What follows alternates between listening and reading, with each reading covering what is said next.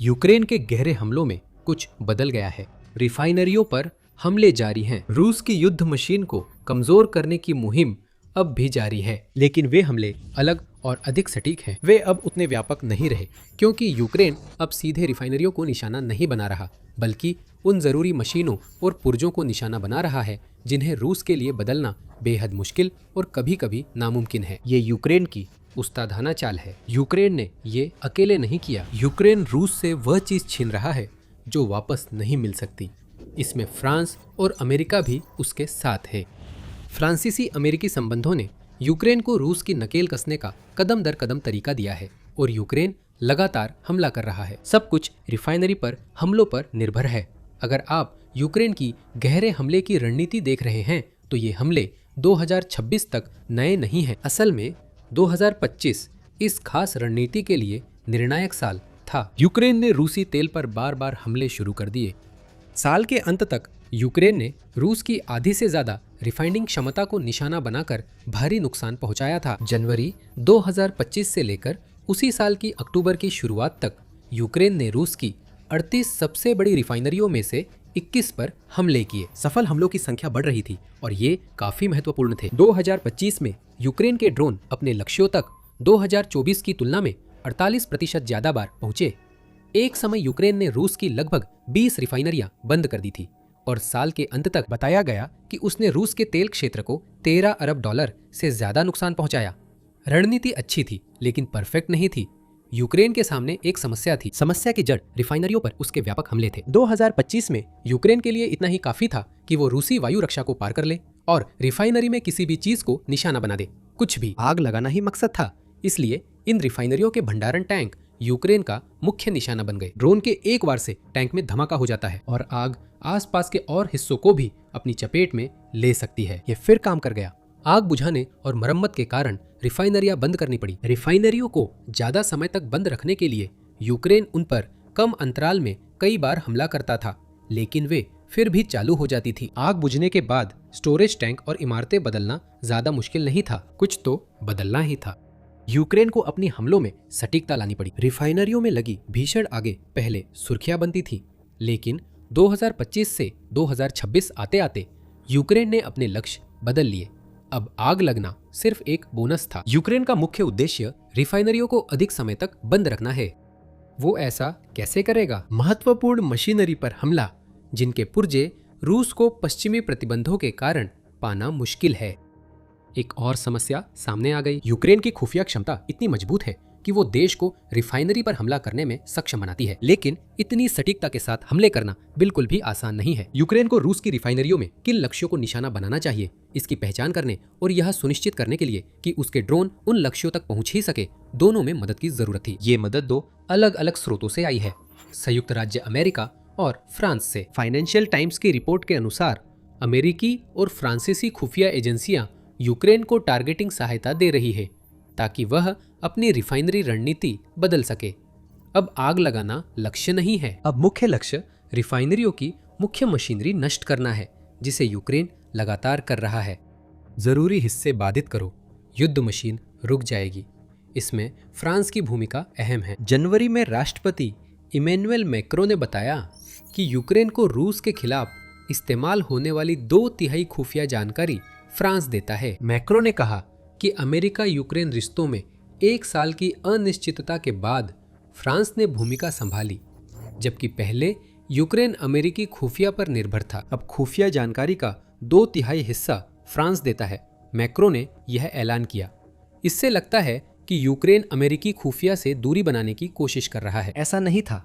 शायद मैक्रो यह भी बता सकते थे कि यूक्रेन को जो बाकी 1/3 खुफिया जानकारी मिल रही थी, उसका ज्यादातर हिस्सा अमेरिका से ही आ रहा था और 2026 में संबंध सामान्य होने पर और भी ज्यादा। और ये अमेरिका की कोई साधारण एजेंसी नहीं, देश की सबसे प्रमुख खुफिया एजेंसी सीधे यूक्रेन के साथ काम कर रही है ताकि वो रूस की रिफाइनरियों पर सटीक हमले कर सके।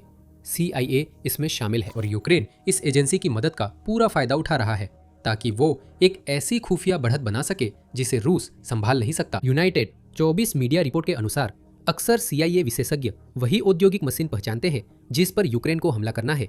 इस मशीनरी से जुड़ी दो शर्तें हैं, या तो रूस के लिए उसे बदलना बेहद मुश्किल होना चाहिए, या अगर ऐसा न हो सके तो रूस के लिए उसे मरम्मत करना लगभग नामुमकिन होना चाहिए, क्योंकि उसके पास जरूरी पश्चिमी पुर्जे हासिल करने की क्षमता नहीं है। आउटलेट ने बताया कि CIA की खुफिया जानकारी रूस के वाइल्ड बेरीज वेयरहाउस पर यूक्रेन के हमलों में अहम रही।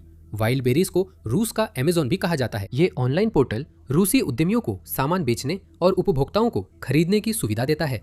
साथ ही विक्रेताओं को सैन्य सामान जैसे ड्रोन और बॉडी आर्मर बेचने की भी अनुमति देता है, इसलिए यह बड़ा निशाना बन गया। CIA की मदद से यूक्रेन ने 8 फुलफिलमेंट सेंटर्स पर हमला किया। इस प्रक्रिया में करीब 8,60,000 वर्ग मीटर सामान से भरी औद्योगिक जगह नष्ट की गई। बस इसी तरह वाइल्ड बेरीज की 15.4% भंडारण क्षमता आग में जल गई, जिससे कंपनी और विक्रेताओं को अरबों डॉलर का नुकसान हुआ।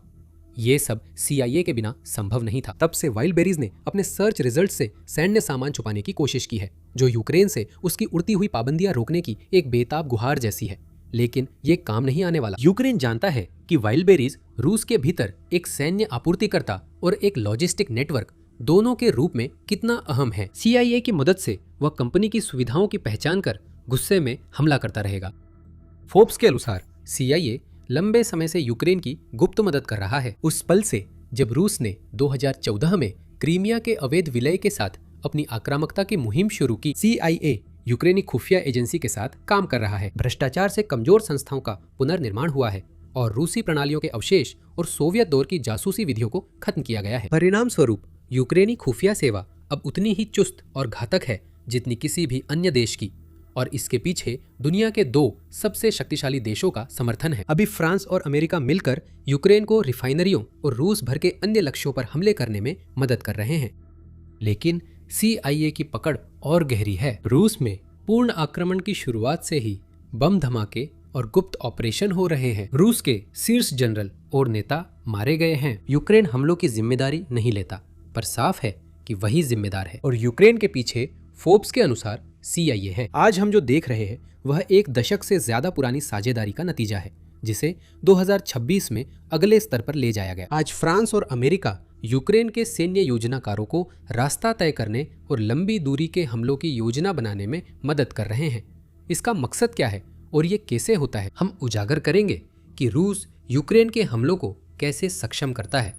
इससे पहले पेश है मिलिट्री शो, जिसमें हम सुर्खियों के पीछे की कहानियां लाते हैं। अगर चैनल से फायदा हो रहा है तो सब्सक्राइब करें और नोटिफिकेशन बेल दबाएं ताकि कोई डेली वीडियो मिस न हो। फाइनेंशियल टाइम्स ने बताया है कि यूक्रेन फ्रांस और अमेरिका के समर्थन से कैसे हमले करता है। इस आउटलेट ने 2 ड्रोन ऑपरेटरों से बात की, जिन्होंने कहा कि पर्दे के पीछे इंजीनियर ड्रोन उड़ान से पहले कड़ी मेहनत करते हैं। इंजीनियर खुफिया जानकारी के आधार पर लक्ष्य चुनते हैं, साथ ही वे लक्ष्य तक पहुंचने के रास्ते की योजना बनाने के लिए विस्तृत तकनीकी विश्लेषण करते हैं, हमले में शामिल लॉजिस्टिक्स का आकलन करते हैं और यह भी देखते हैं कि यूक्रेन के रूस के खिलाफ युद्ध की व्यापक रणनीति में उस लक्ष्य का क्या उद्देश्य है। जब यह सारा काम पूरा हो जाता है, इंजीनियर यूक्रेन की ड्रोन इकाइयों को सूचना देते हैं। यहीं पर ऊर्जा उद्योग के विशेषज्ञों की भूमिका शुरू होती है, क्योंकि वे यह तय करते हैं कि यूक्रेन के ऑपरेटरों को किन विशेष हिस्सों पर हमला करना चाहिए, खासकर उन हिस्सों पर जिनकी मरम्मत या बदलने में रूस को सबसे ज्यादा समय लगेगा। जैसा कि एक ऑपरेटर कहते हैं,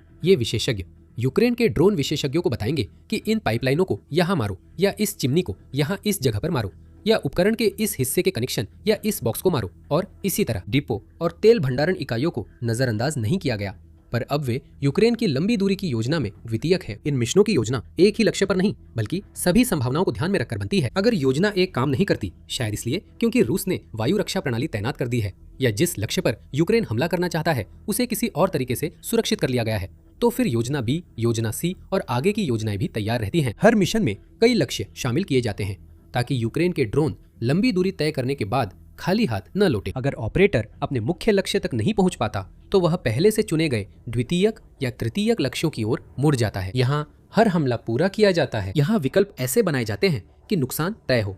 यूक्रेन भी नहीं मानता कि उसकी लंबी दूरी के हमले एक ही बार में काफी होंगे। पिछले वर्षों में भी ऐसा ही था, लेकिन यूक्रेन पूरी तरह से यह सुनिश्चित करता है कि वह जिस भी लक्ष्य को निशाना बनाता है उसे बार बार मारने का सबसे अच्छा मौका खुद को दे, जब तक कि वह लक्ष्य रूस द्वारा फिर से बहाल न किया जा सके। ये या तो हमले के दौरान भारी मात्रा में ड्रोन भेजकर हासिल किया जा सकता है, या अगर यूक्रेन को जरूरत महसूस हो तो वो एक नई लहर के रूप में और ड्रोन भेज सकता है। लेकिन किसी भी तरह से एक रिफाइनरी जिस पर यूक्रेन के हवाई हमले होते हैं वो एक से ज्यादा हमलों की उम्मीद कर सकती है। अगर यूक्रेन का पहला ड्रोन सीधा निशाने पर लगता है, हमेशा कुछ द्वितीयक और तृतीयक लक्ष्य निशाना बनाए जा सकते हैं। यहाँ हम रूस के तेल और ईंधन उद्योगों का योजनाबद्ध विघटन देख रहे हैं, जिसे फ्रांसीसी और अमेरिकी खुफिया एजेंसियों का समर्थन है। ये झटके और तकनीकी दबाव का एक संयोजन है जिसे ड्रोन युग के हिसाब से ढाल दिया गया है। यूक्रेन के कार्यवाहक रक्षा मंत्री येवहेनी कामारा के अनुसार यूक्रेन को इस तरीके को और बड़े पैमाने पर अपनाना चाहिए ताकि वह पुतिन की अपनी जमीन पर रूस की युद्ध मशीन को जितना हो सके उतना नुकसान पहुंचा सके। रूस ऐसा नहीं चाहेगा।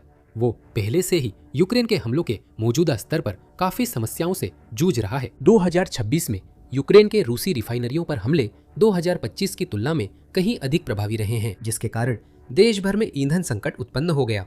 जुलाई के अंत तक प्रमुख रिफाइनरियों के बंद होने से रूसी ईंधन उत्पादन 40% तक घट गया था। यह यूक्रेन की बड़ी सटीकता के कारण हुआ। पिछले वर्षों में जो हमला किसी रिफाइनरी को कुछ दिनों के लिए बंद कर देता था, अब उससे रूस को हफ्तों या यहाँ तक कि महीनों तक उभरने में लग जाता है। पेट्रोल की बिक्री को रूस के 40 से अधिक क्षेत्रों में प्रतिबंधित कर दिया गया है। रूसी तेल रिफाइनिंग साल दर साल 25% गिर गई है, जो 20 साल के निचले स्तर पर पहुंच गई है, और देश में पेट्रोल उत्पादन 17% कम हो गया है। यूनाइटेड 24 मीडिया ने 2 जुलाई की रिपोर्ट में बताया। इसी दौरान रूस को अपनी घरेलू ईंधन मांग के चरम, जो आमतौर पर अगस्त सितंबर में होता है, से निपटने का तरीका खोजना होगा। यूक्रेन के ड्रोन को अमेरिकी और फ्रांसीसी खुफिया जानकारी के साथ मिलाइए तो रूस को जबरन पिलाया जा रहा एक जानलेवा मिश्रण बनता है।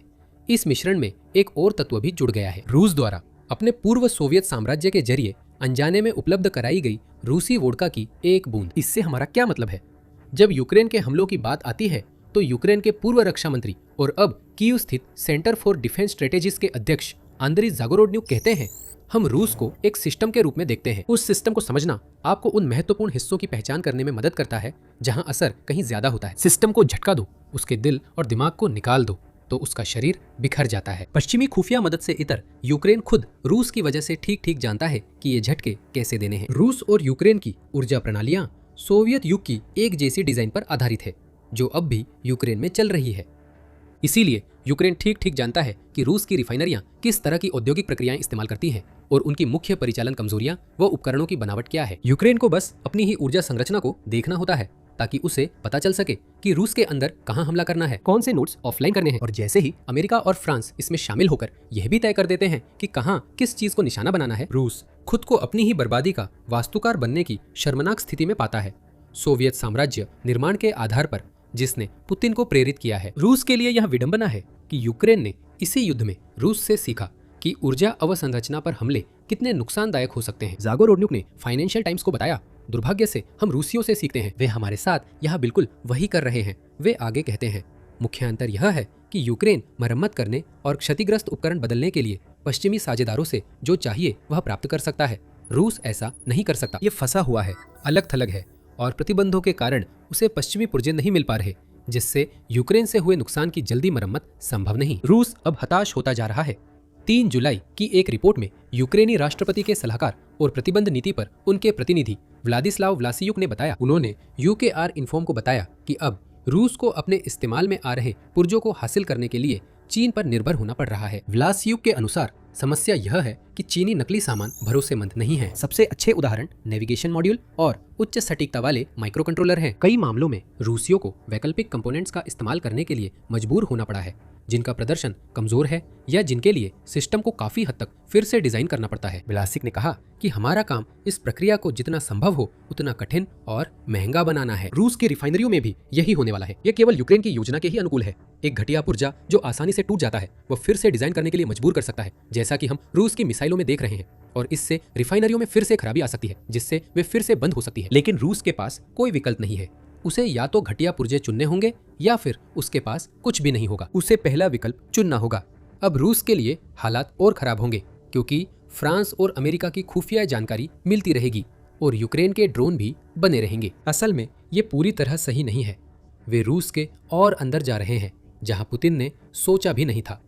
यूक्रेन की बेहतर ड्रोन तकनीक से गहराई तक हमला हो रहा है। इससे उसके पास मौजूद पश्चिमी खुफिया जानकारी से ज्यादा नुकसान की संभावना बढ़ती है। अब यूक्रेन यूरोपीय रूस में कहीं भी हमला कर सकता है। इसके बेहतरीन ड्रोन 3000 किलोमीटर से ज्यादा उड़ सकते हैं। यह नई लंबी दूरी की प्रणालियों पर काम कर रहा है जो और गहराई तक हमला करेंगी। यूक्रेन के राष्ट्रपति जेलेंस्की ने कहा कि 5000 किलोमीटर से ज्यादा रेंज वाले ड्रोन पर विचार हो रहा है और वे 2026 के अंत तक यूक्रेन के ऑपरेटरों को मिल सकते हैं। 2027 में यूक्रेन को उम्मीद है कि उसके पास ऐसे ड्रोन होंगे जो 10,000 किलोमीटर तक जा सके। इससे और भी ज्यादा लक्ष्य उसकी पहुंच में आ जाएंगे, जो रूस के लिए बहुत बुरी खबर है। यूक्रेन भी लापरवाह नहीं हो रहा है। जैसे उसने 2025 की अपनी सफलताओं पर और ज्यादा निखरी हुई रणनीति के साथ आगे काम किया, माफ कीजिएगा, ये शब्दों का खेल था। वो इस साल अब तक जो हासिल किया है उस पर आगे काम करने की योजना बना रहा है। जेलेंस्की अपने शीर्ष सैन्य अधिकारियों के साथ नियमित बैठकें करते हैं ताकि लक्ष्यों की सूची को अपडेट किया जा सके और नई प्राथमिकताएं तय की जा सके।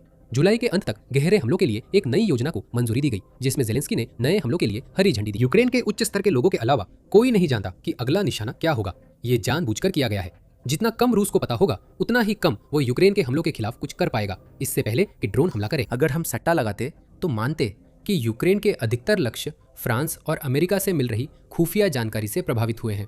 रूस इनका बचाव उतना अच्छा नहीं कर पा रहा जितनी जरूरत है। देश इतना बड़ा है कि यूक्रेन के ड्रोन से हर सैन्य स्थल की रक्षा संभव नहीं। जिस आकार ने जमीनी हमलों से रक्षा की, वही अब क्रेमलिन के लिए सबसे बड़ा बोझ है। पुतिन और उनके साथी अब लगातार हवाई रक्षा व्यवस्थाओं को इधर उधर करना पड़ता है। उन्हें अंदाजा लगाना पड़ता है कि यूक्रेन किस जगह पर हमला कर सकता है और फिर उन लक्ष्यों की रक्षा के लिए सुरक्षा व्यवस्था वहां भेजनी पड़ती है, जिससे बाकी जगह असुरक्षित रह जाती है। ये प्राथमिकताएं तय करने का ऐसा खेल है जिसे रूस ने कभी नहीं सोचा था कि उसे खेलना पड़ेगा, और ये खेल यूक्रेन के पक्ष में जा रहा है। अब जब यूक्रेन के ड्रोन इतनी दूर तक उड़ सकते हैं कि साइबेरिया की रिफाइनरियों पर भी हमला कर सकते हैं, तो रूस को ऐसे और भी फैसले लेने पड़ रहे हैं। अगर जेलेंस्की की बताई लंबी दूरी इस साल के अंत या 2027 तक सच होती है, तो रूसी रक्षा व्यवस्था को टूटने की हद तक बिखेरना पड़ेगा। अब यूक्रेन के लिए दूरी मायने नहीं रखती। रूस के पास अब कोई रणनीतिक पिछला इलाका नहीं बचा है। सैकड़ों लक्ष्य यूक्रेन के ड्रोन की पहुंच में हैं या जल्द होंगे। यही रूस की नई सच्चाई है। CIA और फ्रांसीसी खुफिया एजेंसी यूक्रेन के साथ मिलकर रूसी युद्ध मशीन को कमजोर कर रही है। अब ये बॉल ब्रेकर्स लगभग हर रोज उड़ते हैं और हर बार जब वे हमला करते हैं, चाहे वो किसी रिफाइनरी में एक महत्वपूर्ण मशीन पर हो या किसी सैन्य अड्डे पर जो सुरक्षित क्षेत्र में माना जाता था, पुतिन को अपने गुप्तांगों पर एक और लात सहनी पड़ती है। आखिरकार रूस घुटनों पर आ जाएगा, एक सैन्य महाशक्ति मलबे में बदल जाएगी और हर जगह तेल व ईंधन बहता रहेगा। यूक्रेन, फ्रांस और अमेरिका के बीच बेहतरीन सहयोग के प्रमाण हर हफ्ते मिलते हैं। जुलाई में वाइल्डबेरी हमलों में पश्चिमी खुफिया और यूक्रेनी ताकत के मेल ने सुर्खियां बटोरी। यूक्रेन युद्ध रूस की वायुसेना के लिए शर्मिंदगी का कारण बना है। सैकड़ों विमान और हेलीकॉप्टर खोने के बाद उसे पहले ही लगभग यूक्रेन से बाहर कर दिया गया है।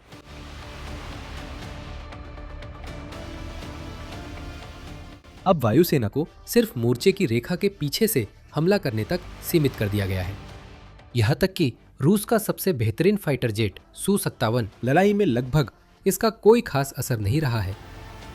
यूक्रेन के सामने बड़ी चुनौती थी। जब Su-57 रूस के अंदर है तो आप उसे कैसे मार गिराएंगे? इसका जवाब है एक चाल, जिसने रूस को अपना फाइटर जेट गिराने पर मजबूर किया। आधुनिक ट्रोजन हॉर्स की तरह इस चाल ने रूसी वायु रक्षा को उसी चीज पर निशाना साधने पर मजबूर कर दिया जिस पर उन्हें गोली नहीं चलानी चाहिए थी। जहां तक Su-57 की बात है, अब बस इतना कह सकते हैं कि वह उड़ नहीं रहा है।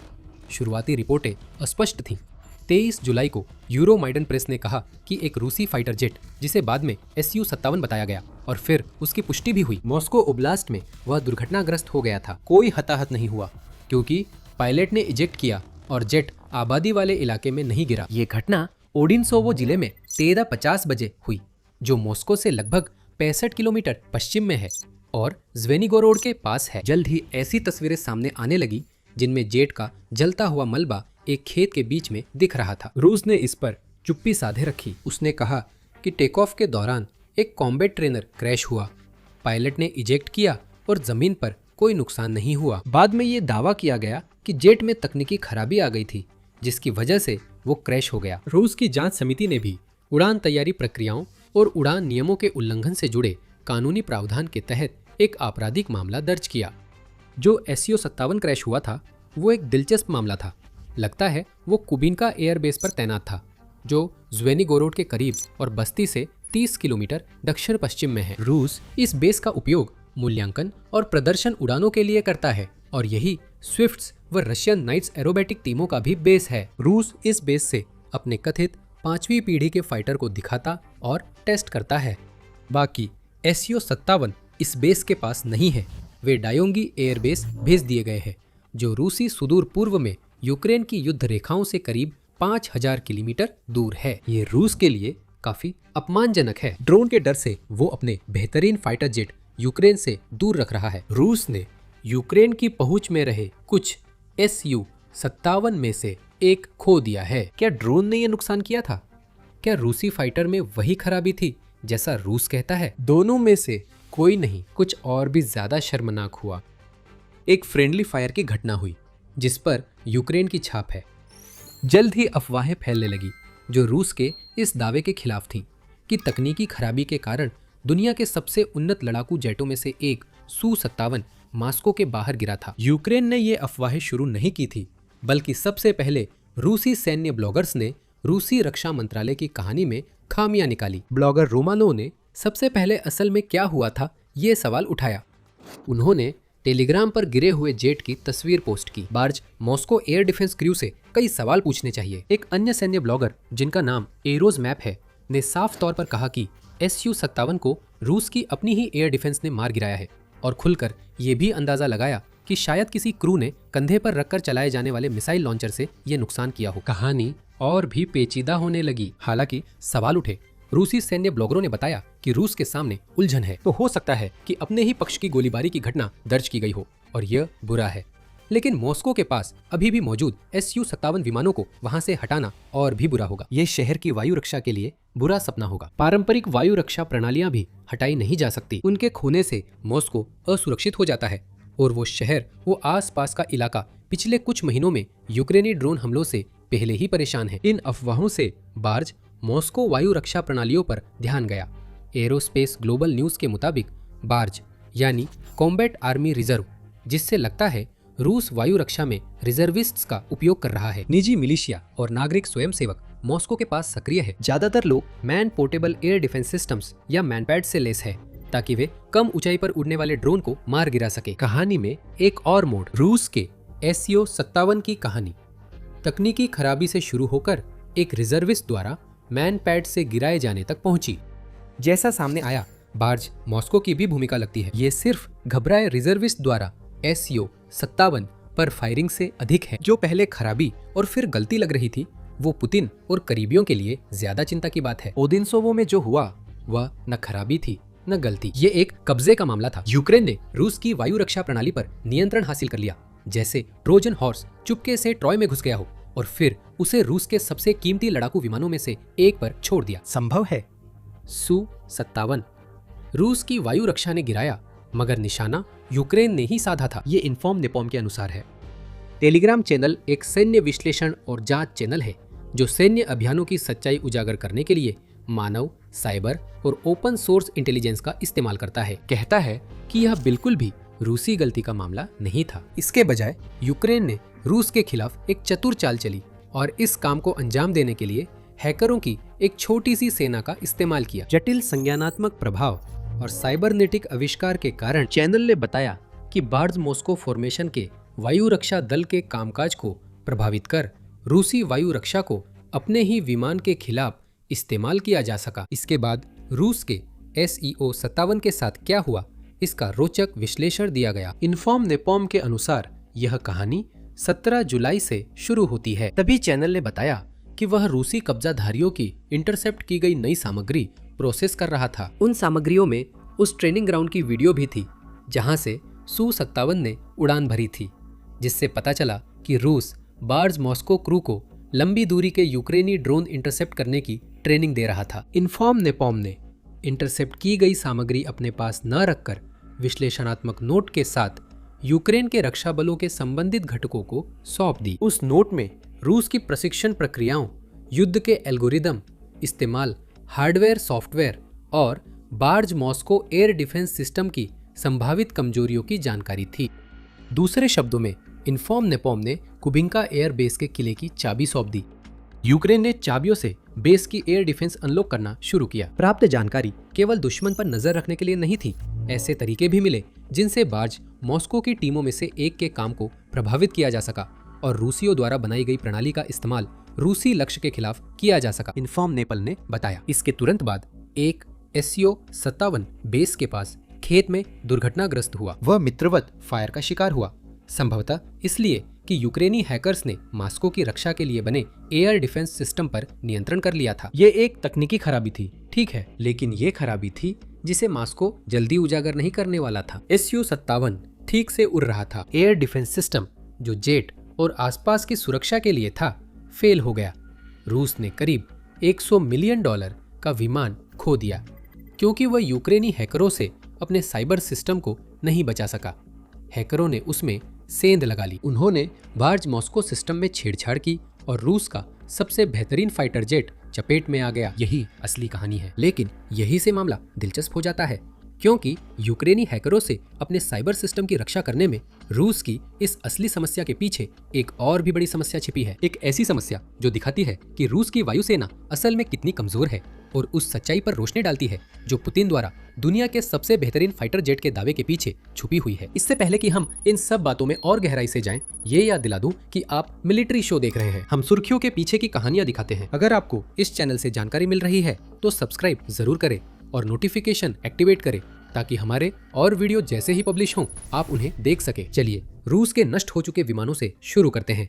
बहुत सारे नष्ट हो चुके विमान। Su-57 जिसे यूक्रेन ने हाल ही में रूसी एयर डिफेंस से ही गिरवा दिया, रूस के कई फाइटर जेट्स, बॉम्बर्स, जासूसी विमानों और हेलीकॉप्टरों में सबसे नया है जो यूक्रेन युद्ध में रूस ने गंवाए हैं। असल में यह गिराया जाना हाल ही की उस घटना के बाद हुआ है जिसमें यूक्रेन ने एक F-16 का इस्तेमाल करके रूसी Su-35 फ्लैंकर को हवा में ही मार गिराया था। ऐसा होना तो मुमकिन ही नहीं माना जाता। Su-35 को F-16 को सीधी लड़ाई में हराना चाहिए था, लेकिन वो नाकाम रहा। ऐसा लग रहा है जैसे अपने फाइटर जेट्स के बारे में रूस के दावे असली जंग के हालात में साबित नहीं हो पा रहे हैं। Su-57 के संदर्भ में आगे बात करेंगे। यूक्रेन के वित्त मंत्रालय के मुताबिक पुतिन के आक्रमण के बाद से रूस 439 विमान और 354 हेलीकॉप्टर गंवा चुका है। अगर आप इसका जवाब ढूंढ रहे हैं कि रूस ने अपनी विशाल वायुसेना का इस्तेमाल क्यों नहीं किया, जिसके पास ग्लोबल फायर पावर की रिपोर्ट के अनुसार 4237 हवाई साधन हैं, जिनमें से 2754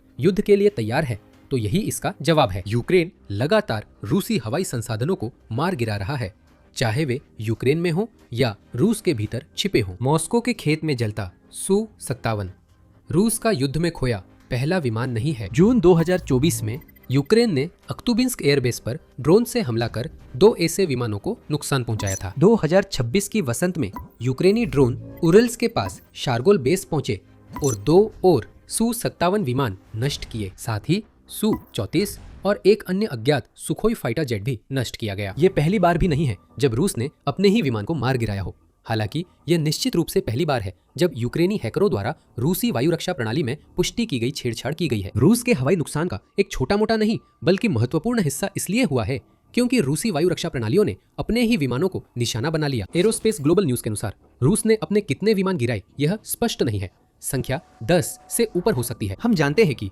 रूस ने कई घटनाओं जिनमें 2 A-50U मेनस्टे AEW और AEW और C विमान शामिल हैं के लिए फ्रेंडली फायर को दोषी ठहराया है। हालांकि ये देखना बाकी है कि क्या ये मामला है कि क्रेमलिन यूक्रेन द्वारा सफलतापूर्वक हमला किए जाने की बात स्वीकार करने के बजाय फ्रेंडली फायर की कहानियों को प्राथमिकता देता है। 2024 के अंत में रूसी वायु रक्षा ने दक्षिणी रूस के ऊपर अजरबैजान फ्लाइट 8243 एम्ब्रेयर 190 को मार गिराया। ये घटना संभवतः यूक्रेनी ड्रोन हमले में हुई थी, इसलिए वायु रक्षा प्रणाली निश्चित रूप से सक्रिय थी। रूस ने जुलाई 2025 में बेलारूस से उड़ रहे एरोफ्लोट विमान को भी अपनी फायरिंग की चपेट में ले लिया था। हालांकि वह विमान फ्लैग फायर झेलने के बाद भी मॉस्को में सुरक्षित उतरने में कामयाब रहा। यूरोमिडन प्रेस ने अपनी ही फायरिंग से हुए हताहतों की गिनती में एक और मामला जोड़ा है। मार्च 2024 में कब्जे वाले क्रीमिया के ऊपर उड़ता एक Su-27 रूस की अपनी फायरिंग से गिर गया। 2023 में तोकमा के ऊपर रूसियों ने अपने ही एक Su-35 पायलट को S-300 एयर डिफेंस सिस्टम का इस्तेमाल करके मार गिराया। मॉस्को के पास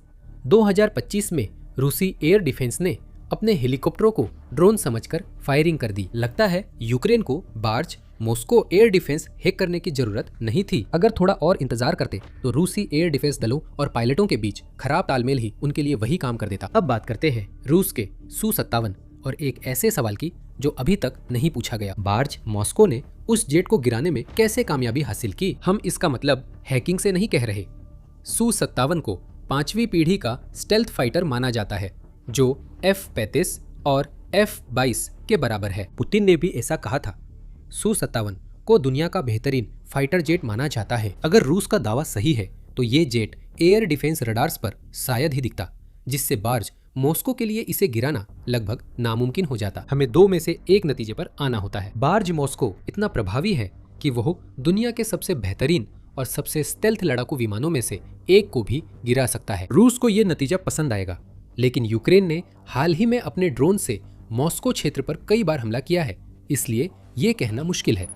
अगर बार्ज मॉस्को उतना ही असरदार है जितना इस मित्रवत फायर से लगता है, मॉस्को को अभी जितना सुरक्षित है उससे कहीं ज्यादा सुरक्षित होना चाहिए था। दूसरा निष्कर्ष ज्यादा दिलचस्प है। Su-57 शायद उतना नहीं है जितना मॉस्को दावा करता है। ग्लोबल डिफेंस कॉर्प्स के अनुसार सोवियत दौर की मिसाइल प्रणाली द्वारा इस विमान को गिराया जाना फिर से साबित करता है कि यह किसी भी तरह से 5वीं पीढ़ी का स्टेल्थ विमान नहीं है। फिर से शब्द के इस्तेमाल पर ध्यान दें। ये पहली बार नहीं है जब Su-57 और इसकी कथित स्टील्थ क्षमताओं पर सवाल उठाए गए हैं। दिसंबर 2022 में एविएशन गीक क्लब ने रिपोर्ट दी थी कि Su-57 संभावित खरीदारों को स्टील्थ फाइटर बताकर बेचा जा रहा है।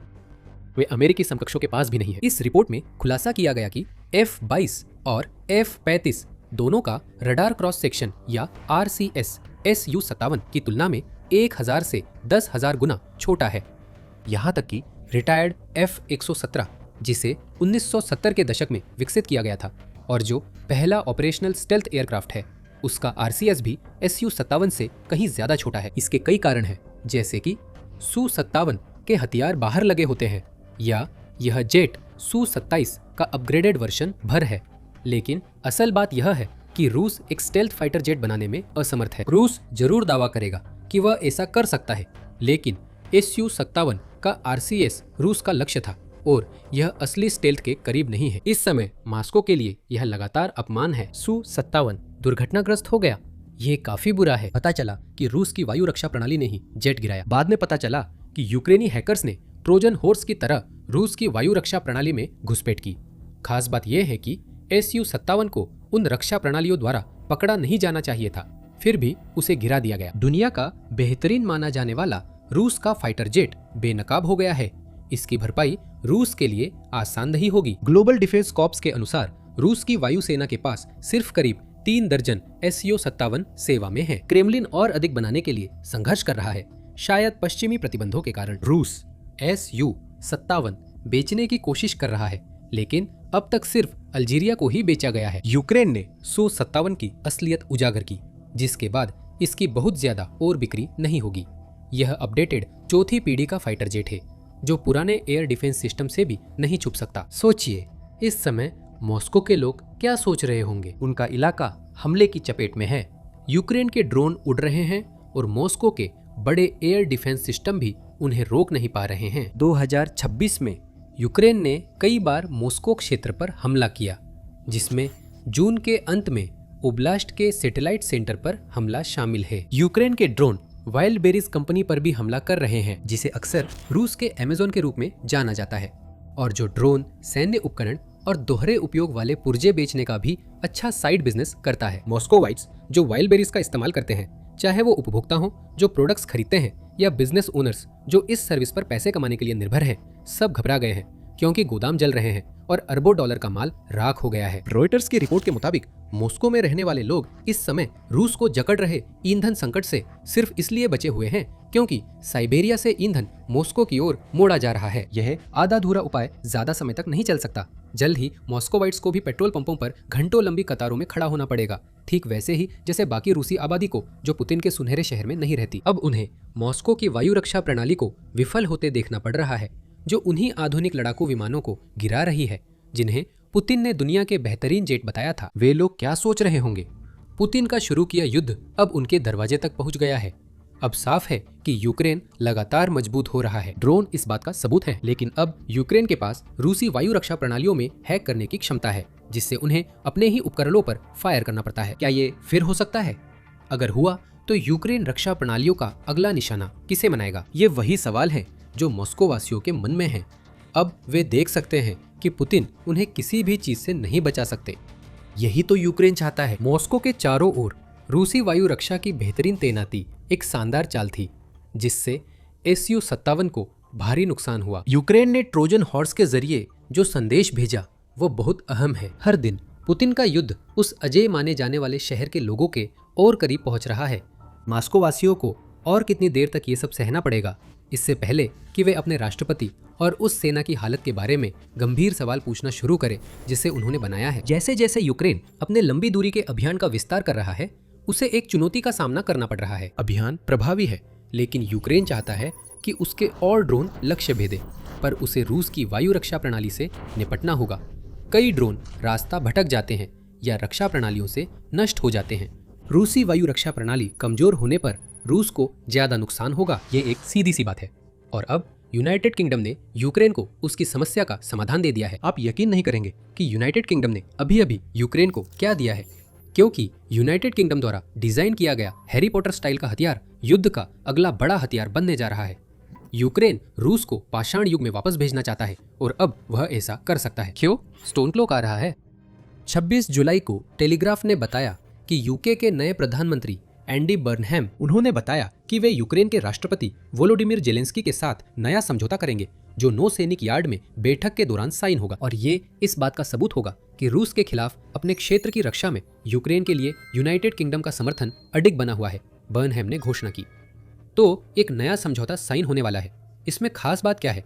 खास बात यह है कि यूक्रेन को क्या मिलने वाला है। इस समझौते के डिटैचमेंट के तहत यूक्रेन को विशेष रूप से विकसित किए गए सिग्नल जैमर मिलेंगे, जिन्हें यूनाइटेड किंगडम ने अपनी नई हथियार श्रृंखला में शामिल करने के लिए विकसित किया है। स्टोन क्लॉक जैमर यूक्रेन के ड्रोन और क्रूज मिसाइलों को रूसी वायु रक्षा से लगभग अदृश्य बना देंगे, जैसे हैरी पॉटर का इनविजिबिलिटी क्लोक। लेकिन हथियारों के लिए यही यूनाइटेड किंगडम ने वादा किया है। मामला यही नहीं रुकता।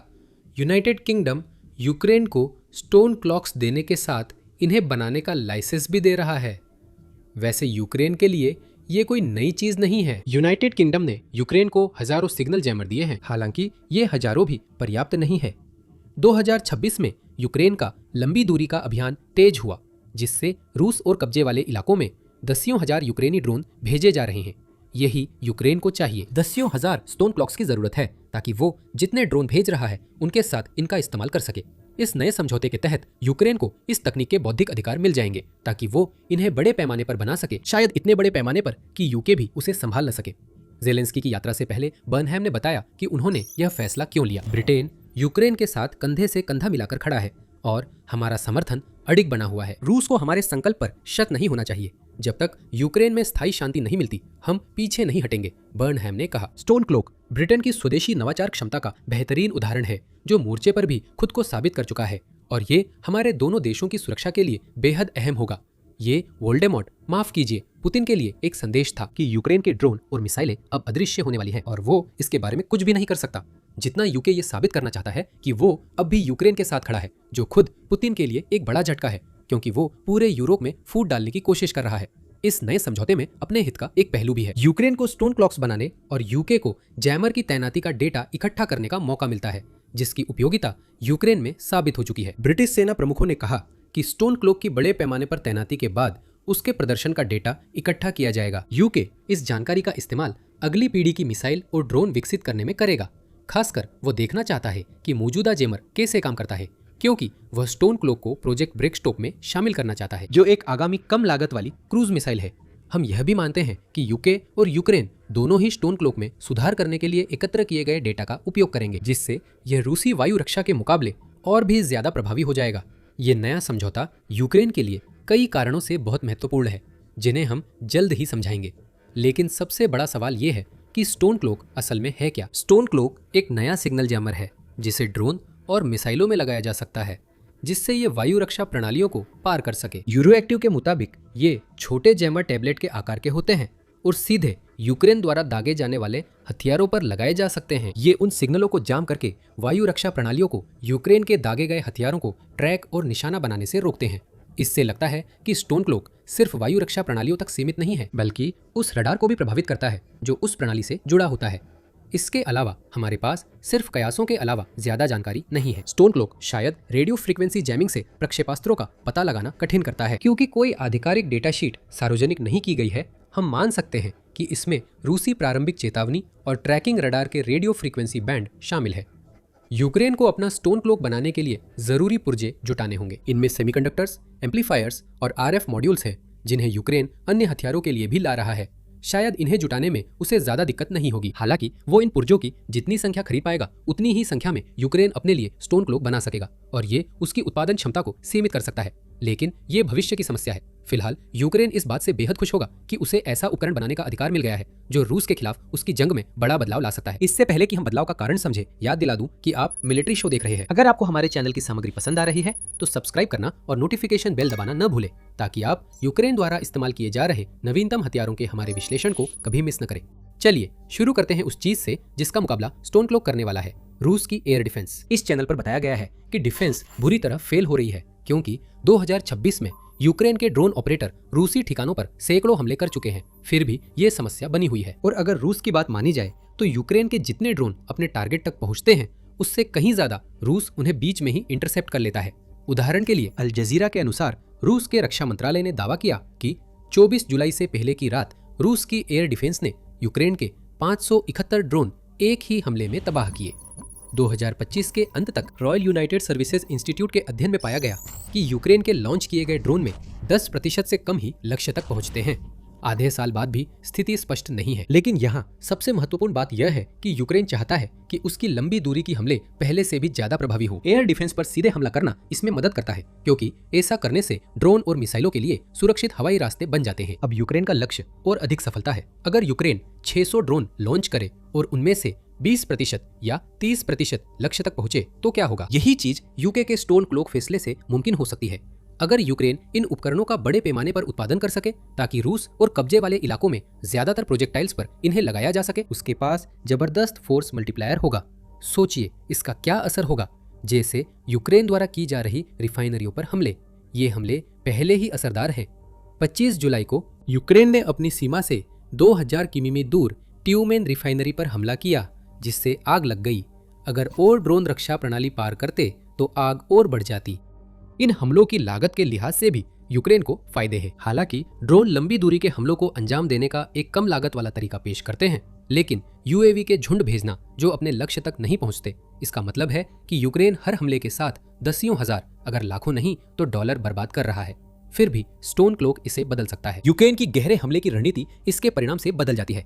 रूस पर असर की बात करें तो यही हमें दूसरे कारण पर लाती है कि ये स्टोन क्लॉक लाइसेंसिंग समझौता इतना महत्वपूर्ण क्यों है। एक लंबी दूरी की रणनीति जो पहले से ही फैल रही है और बहुत अच्छी तरह से काम कर रही है, अब रूसी जनता पर जबरदस्त आर्थिक और मानसिक दर्द पहुंचाने की क्षमता रखती है, जो पहले से ही उस युद्ध के प्रभाव को महसूस कर रही है जिसके बारे में उन्होंने कभी नहीं सोचा था कि वह उनके दरवाजे तक आ जाएगा। 2022 की शुरुआत में रूस ने यूक्रेन पर हमला किया था। ड्रोन और मिसाइलों का 2000 किलोमीटर तक रूसी क्षेत्र में पहुंचना कल्पना भी नहीं थी।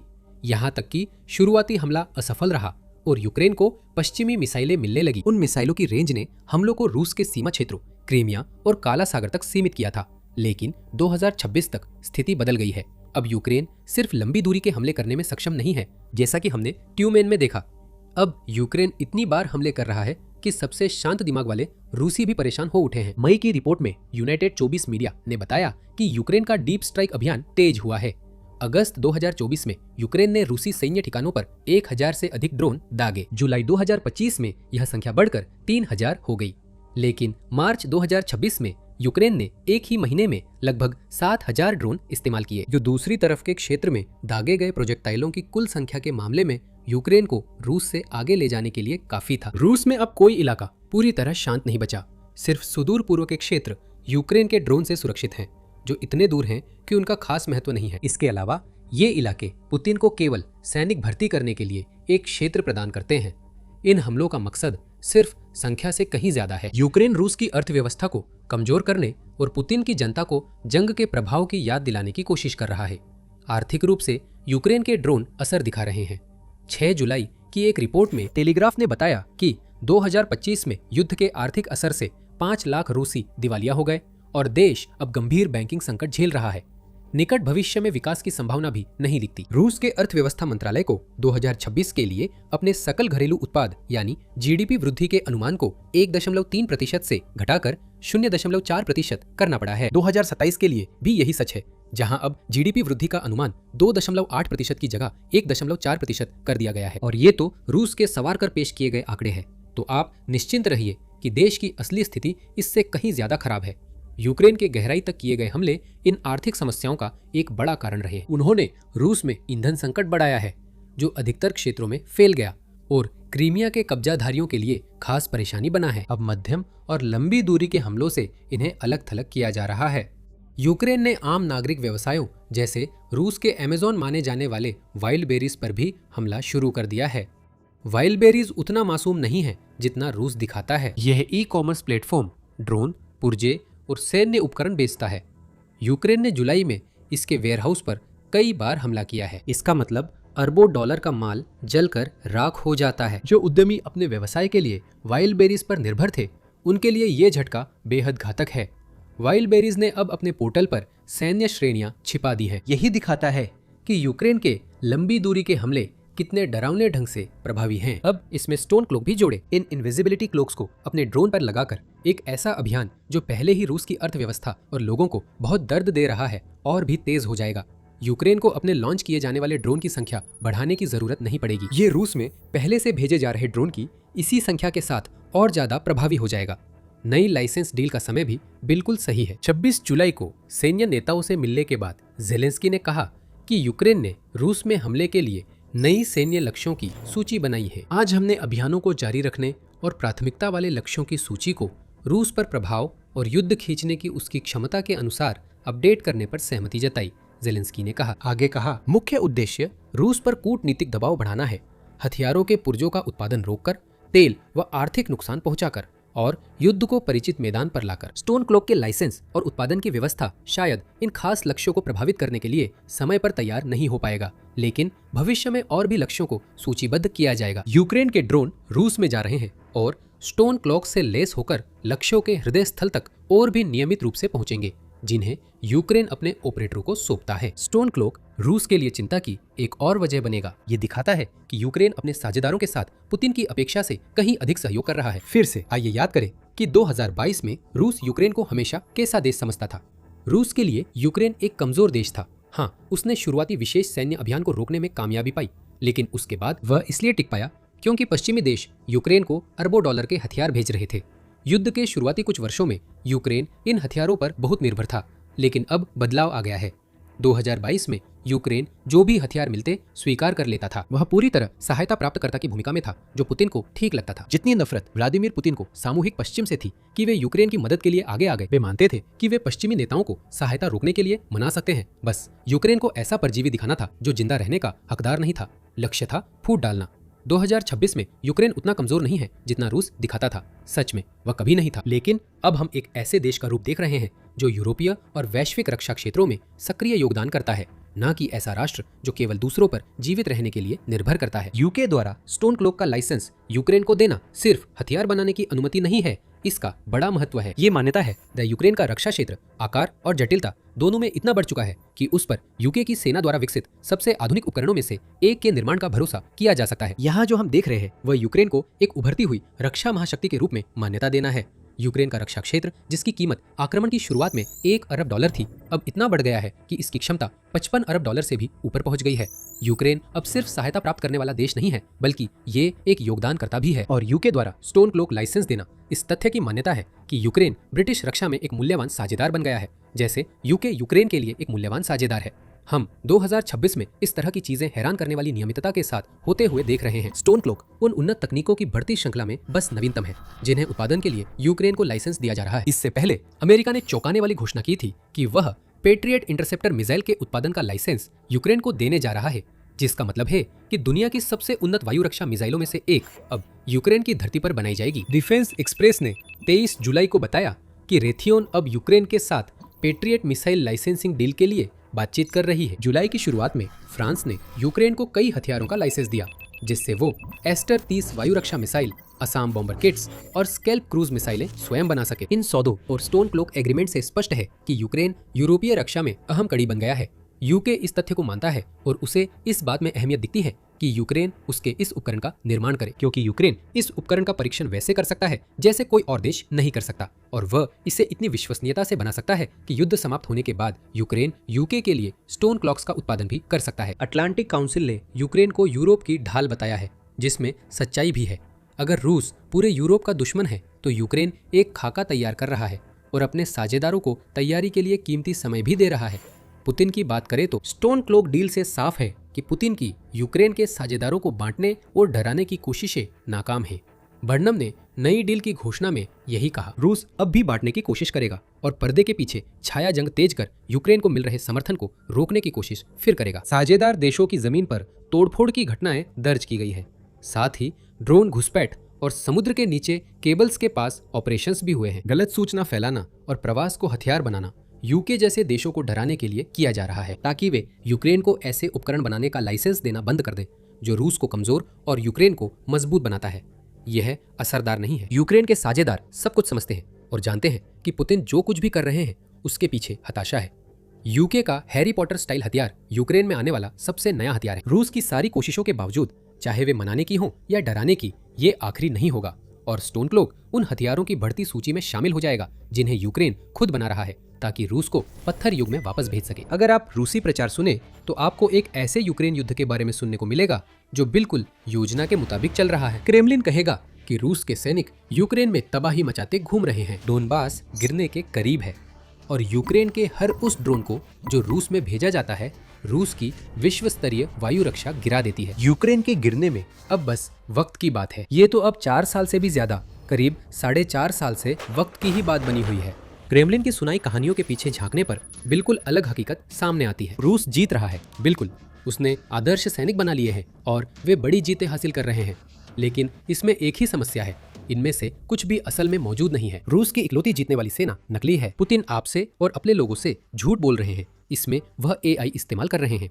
अगर आपने हाल ही में सैन्य कंटेंट पर लगातार स्क्रॉल किया है तो आपने कुछ दिलचस्प वीडियो देखे होंगे। पोलैंड की सेना का हिस्सा होने का दावा करने वाले सैनिकों के इंटरव्यू की क्लिप्स फैल रही है। इन सैनिकों को यूक्रेन के खिलाफ बोलते दिखाया जा रहा है। ऐसे दावे किए जा रहे हैं कि यूक्रेन से भागकर पोलैंड में रहने वाले शरणार्थियों के बीच अपराध का स्तर बहुत ऊंचा है। सैनिकों ने पोलिश सरकार, जर्मनी और EU पर भी हमला किया। कहा जा रहा है कि पोलैंड, यूक्रेन, EU और उन सभी चीजों को ठुकराने की राह पर है जिनका हिस्सा बनने के लिए वह सोवियत संघ के विघटन के बाद से संघर्ष कर रहा है। लेकिन इनमें से कुछ भी सच नहीं है। ये खबर 21 जुलाई को आई।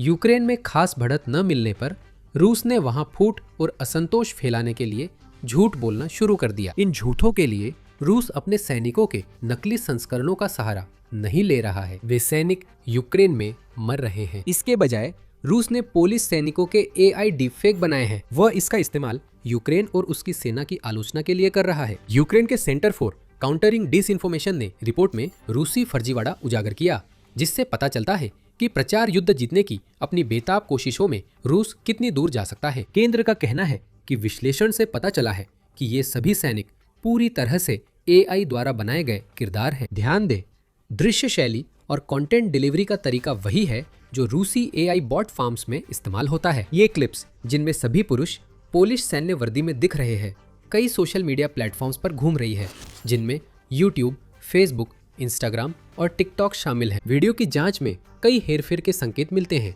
जैसे चेहरों का असामान्य रूप से चिकना दिखना। वीडियो में इस्तेमाल किए गए शब्दों से भी अन्य संकेत मिलते हैं। पोलैंड के नास्क स्टेट रिसर्च इंस्टीट्यूट ने इन वीडियो की जांच की और कहा कि इनमें पोलिश भाषा के अजीब वाक्य विन्यास है, जिससे यह संकेत मिलता है कि बयानों के लिए लिखे गए मूल रूसी पाठ से अनुवाद किया गया है।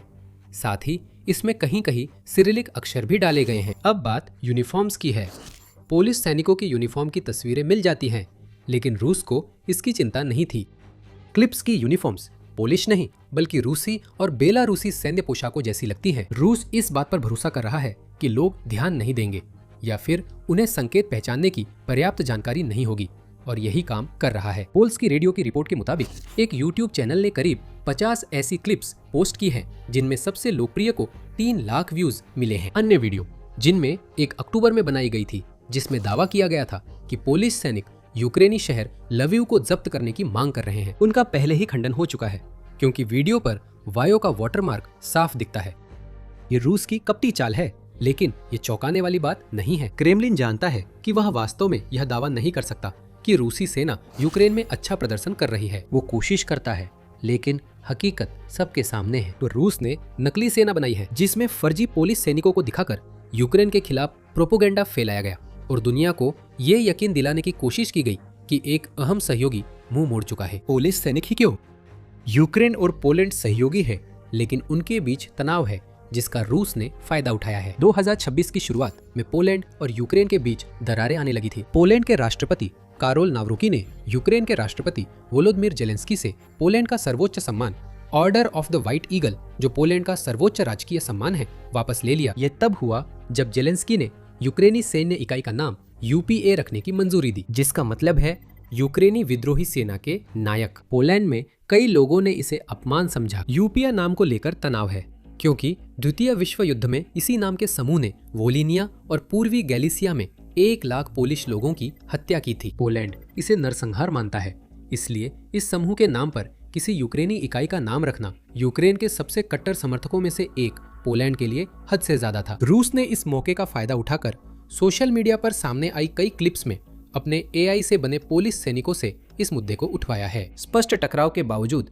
पोलैंड और यूक्रेन सहयोगी है। 25 जून को बीबीसी ने बताया कि पोलैंड के प्रधानमंत्री डोनाल्ड टस्क ने ग्दांस्क में यूक्रेन रिकवरी सम्मेलन में सच और आपसी सम्मान की अपील की, जबकि तनाव बना हुआ है। जेलेंस्की ने कार्यक्रम में हिस्सा नहीं लिया, उनकी जगह प्रधानमंत्री जूलियस वियरडेंको गए। जेलेंस्की ने कहा कि यूक्रेन पोलैंड के साथ सार्थक जुड़ाव के सभी तरीकों के लिए खुला रहेगा ताकि हमारे साझा अतीत के कठिन और पीड़ादायक अध्यायों की परस्पर विरोधी व्याख्याओं से बचने की कोशिश की जा सके। उन्होंने कहा कि वह पोलिश लोगों के समर्थन और सहयोग के लिए आभारी हैं। रूस के प्रचारक इस सब को देखकर जैसे पतंगे आग की ओर खींचे चले आए और तब से ही वे इंटरनेट पर बाढ़ की तरह झूठ फैला रहे हैं ताकि और ज्यादा फूट डाली जा सके। क्रेमलिन को साफ तौर पर लगता है कि वो यहाँ चालाकी दिखा रहा है। यहाँ तक कि नकली वीडियो भी असर डालते हैं, क्योंकि कई लोग यह नहीं सोचते कि वे असली हैं या नहीं और बाकी पहचान नहीं पाते। टेक रडार ने जनवरी 2026 की रिपोर्ट में बताया कि यह खुलासा एआई वीडियो कंपनी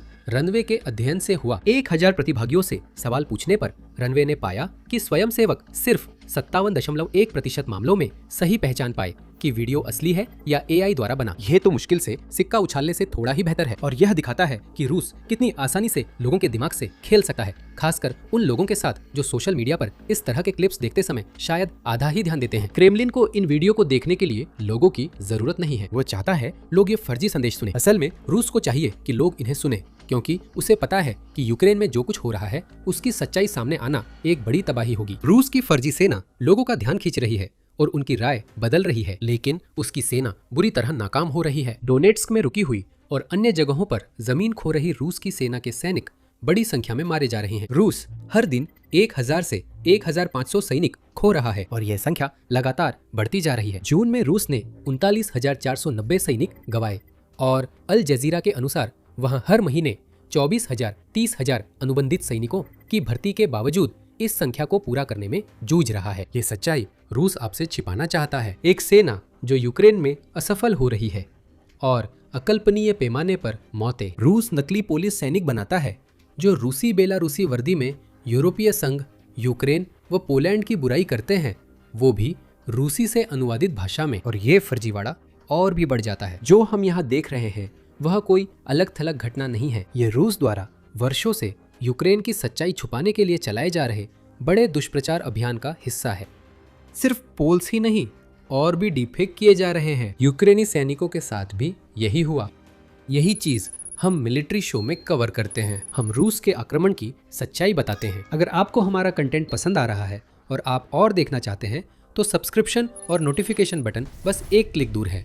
नकली पुलिस सैनिकों के अलावा रूस एआई से बनाए गए यूक्रेनी सैनिकों के मुंह से बकवास कहलवाने वाले वीडियो भी बना रहा है। यूरोमैदान प्रेस ने 4 जुलाई को रिपोर्ट किया कि रूस सोशल मीडिया पर नकली यूक्रेनी सैनिकों, अधिकारियों और रब्बी के वीडियो फैला रहा है, जिनका इस्तेमाल वह पूरे यूक्रेन में गलत जानकारी फैलाने के लिए कर रहा है। इन नकली वीडियो में पहले बताए संदेशों से अलग बात होती है। इन्हें यूक्रेनी लोगों को उनकी नेतृत्व के खिलाफ करने के लिए बनाया गया है। एआई से बने सैनिकों का दावा है उन्हें युद्ध में मरने भेजा जा रहा है। राजनेता विला और दूसरी महंगी चीजें खरीदकर खुद को अमीर बना सकते हैं। आउटलेट के मुताबिक इन वीडियो में से एक को करीब 9 लाख बार देखा गया और वे यूक्रेन के लिए एक गंभीर समस्या पैदा करते हैं। एक एआई जनित वीडियो सोशल मीडिया पर मिनटों में वायरल होकर तेजी से फैल सकता है। वीडियो की बैक चेकिंग एक प्रतिक्रियात्मक प्रक्रिया है जिसमें अक्सर ऑनलाइन आने में कई घंटे लग जाते हैं और ये उतनी प्रभावशाली नहीं होती क्योंकि ये भड़काऊ नहीं होती। हम भ्रामक सूचना के युग में हैं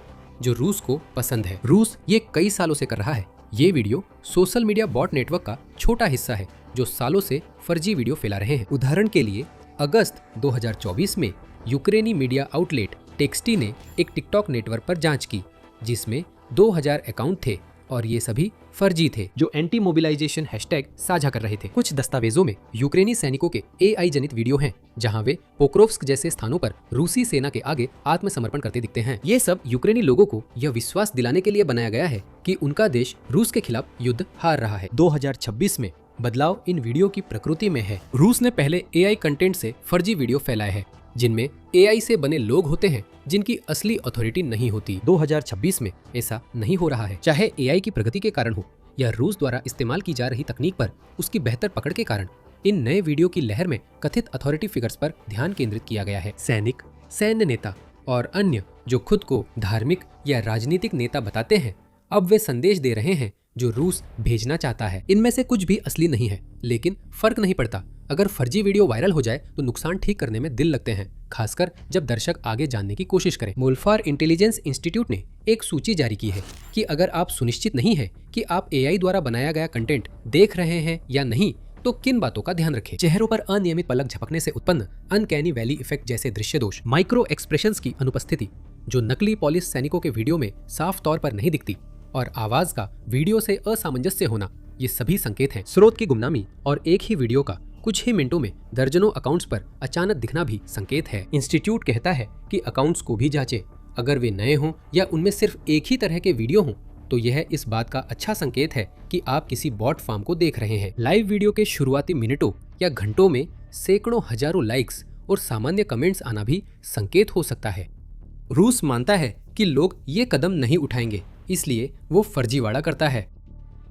यहाँ सबसे अहम बात है रूस और यूक्रेन के AI इस्तेमाल में बढ़ता फर्क जो अब साफ दिख रहा है। रूस सोशल मीडिया पर झूठे संदेश फैलाने को AI से नकली लोगों की फौज बनाता है। रूस के लिए यह सब दुष्प्रचार फैलाने के बारे में है क्योंकि रूस जानता है कि वह यूक्रेन से मुकाबला नहीं कर सकता जब बात AI के वास्तविक सैन्य उपयोग की आती है जिससे युद्ध जीता जा सके। AI का इस्तेमाल करके हमलों को अंजाम देने के मामले में यूक्रेन रूस से मीलों आगे है। हमने ये देखा है कि 2026 के अधिकांश समय में यूक्रेन ने रूसी मोर्चे के पीछे के इलाकों को नष्ट करने के लिए अपने मध्यवर्ती हमलों में AI का इस्तेमाल किया है। उस अभियान में AI सक्षम ड्रोन का इस्तेमाल किया गया है जो मोर्चे के पीछे अपने आप लक्ष्यों की पहचान करने और उन पर हमला करने में सक्षम है। इनमें से खास ड्रोन हॉर्नेट 300 किलोमीटर रेंज का है और AI से लक्ष्यों की ओर खुद निर्देशित होता है जिससे इसे इलेक्ट्रॉनिक युद्ध से रोकना मुश्किल होता है। हमने यूक्रेन को AI का इस्तेमाल और भी दिलचस्प तरीकों से करते हुए भी देखा है।